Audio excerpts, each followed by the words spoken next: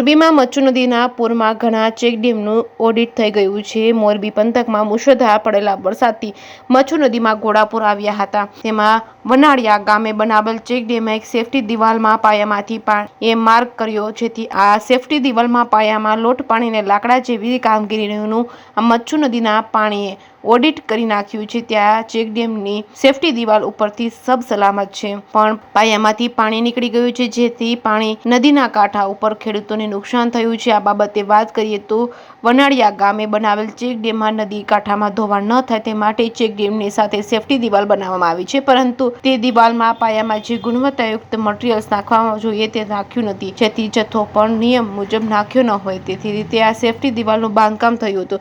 પરંતુ આ વર્ષે ખૂબ જ વરસાદ પડતા મચ્છુ નદીમાં ઘોડાપૂર આવ્યું હતું, ને જેમાં જળ પ્રવાહે વનાળિયા ગામે સેફટી દિવાલના પાયામાં ઘા કર્યા છે અને પાયો સંપૂર્ણ ધોવાઈ ગયો છે। નદી કાંઠામાં ધોવાણ થયું છે।